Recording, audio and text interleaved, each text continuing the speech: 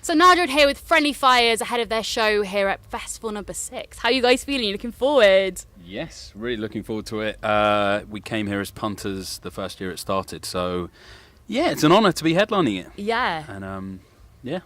Yeah, looking forward to it. It's a and like you were beautiful saying, day. yeah, and you were here, pre-Festival number 6, very early Festival number 6, and it's kind of expanded since then. So what are your thoughts on it now? I mean, it's amazing. I think it's good. I think there's another stage in the sort of woodland area where there's sort of we walked through, and I think Justin Robertson was DJing. And it looked really cool. And I'm glad that it's expanded, but it's a shame it's the sort of they're going on a hiatus after this. I know it happens, I mean, it's one of those things.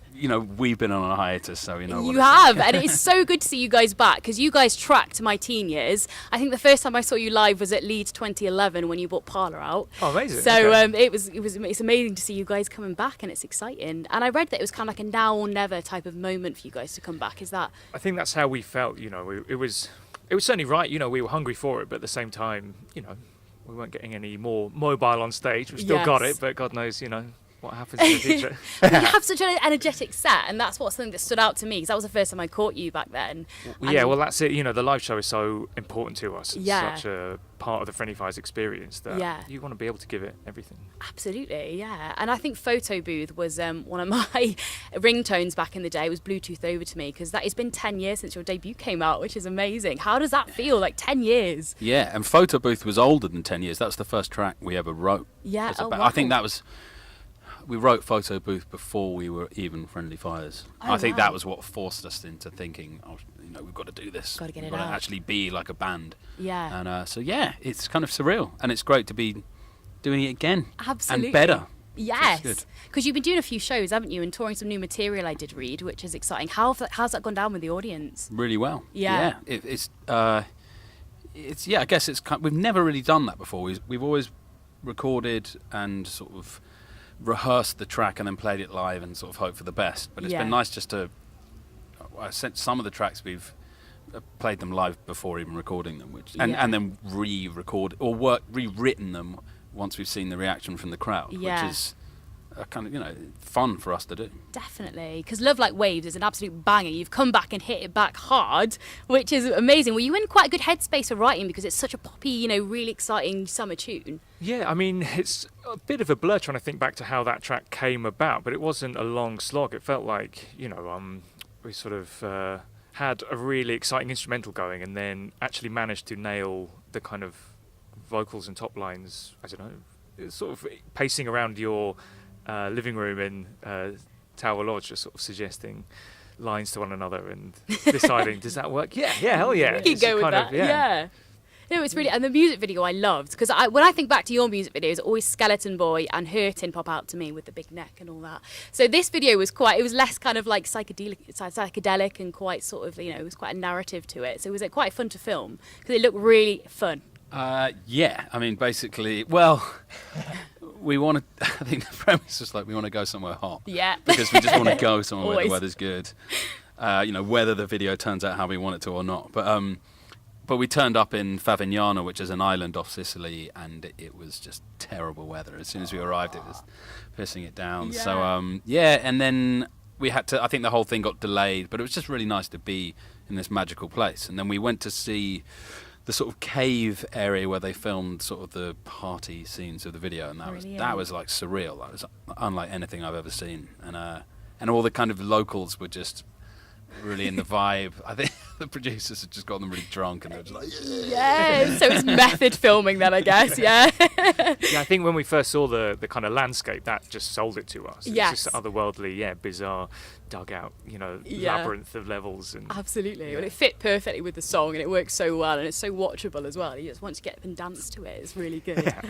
And I did read that you writing with Paul Epworth again, who you wrote Jump in the Pool with. So how was that, like, going back into writing the sessions with him? It felt really comfortable, sort of just being in his company again. We haven't really hung out with him for as long as we've been away, but just sort of giving him a cuddle for the first time in however many years. It's just like, okay, let's do this. It was kind of exciting to be in the same room and to be in his church these days. Absolutely. Have you been in the studio with those tracks yet, or are they kind of all very raw at the moment? We've recorded both of the new tracks actually. They're already done. But the next single that we're going to put out is something that we haven't even practiced live Ooh. yet. So we'll see how that pans out.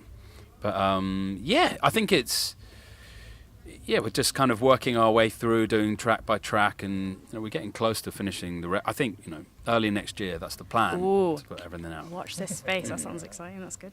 And I had a look at your playlist, your Friendly Fire's Soaring Pollen Count Factor 80 Summer playlist, which is the best encompassing thing of the British summer, which I loved.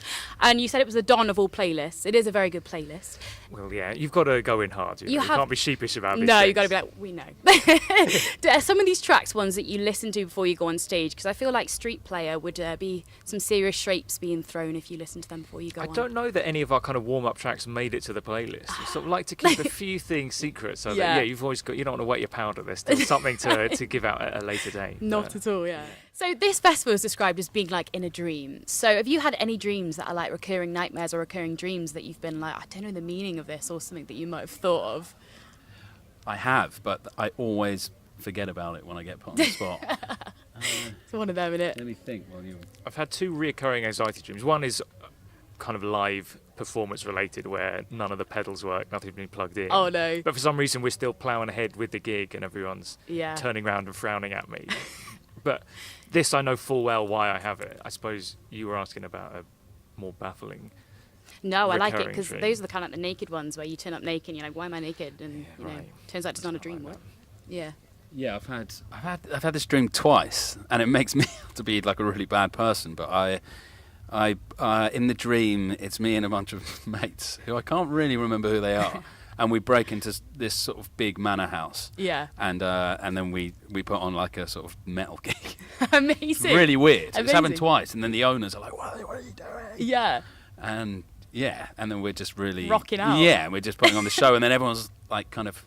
It's like a success. Loads of people turn. That's the weirdest bit about it. But Yeah. at the same time, we're sort of, we're kind of like nasty people for just taking over this person's house. Oh yeah. I don't know what that means. Do. You never know. Yeah, this is the point, right? And September is obviously when everyone goes back to school. So if you could cast your minds back, what was your favourite subject at school? And do you have any teachers that stood out to you that really kind of pushed you in a direction?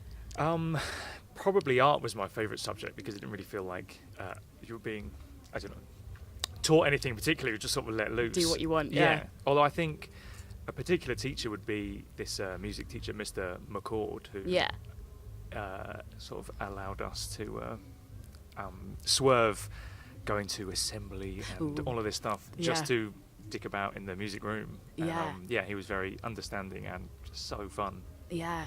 Yeah, I think he's been thanked in both of our record sleeves. Fab. And he was just really kind of encouraging and sort of and realised that we didn't want to sort of get involved with the general school nonsense and just sort of let us hang out in the music room and just blast out tunes on the sound system in there and to be honest, like allowing us to there's a computer that had Logic that was the thing that we still record on, the music program that we still record on now. Yeah. So it's kind of, it all sort of started there really. I guess. Yeah, I mean, a lot of my musician friends all use like Logic as well. It's such like a key piece of equipment, isn't it, to be able to know how to do, and it's exciting. You can do it all yourself and sample it was stuff. eMagic Logic Gold 5 back Ooh, then, look at that. which is old Throwback. school. Yeah. Yes, vintage.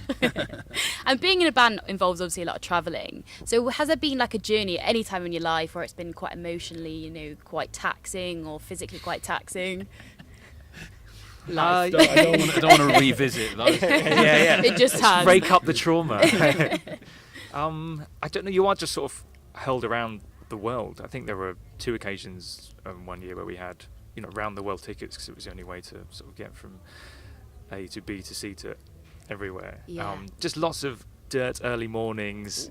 Just sort of trying to get sleep in the queue on the floor, feeling all the withering looks of other passengers who were just fed up with your nonsense, but they just don't understand. The mornings. My technique would be to just puke up in a bag and before the plane takes off, and then whoever's next to you tends to leave, and then you have sort of what's it called, poor man's business class. We just have the sort of 3 seats in a row. It's a good like technique. Take that on board, guys. You've been here first.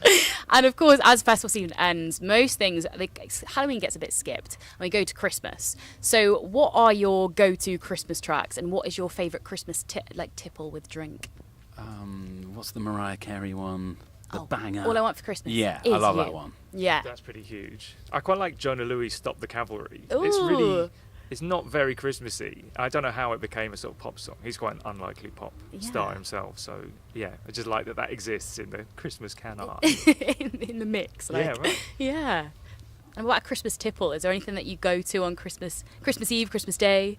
I like just sticking rum in any hot drink. Hot chocolate, probably. Light the fire.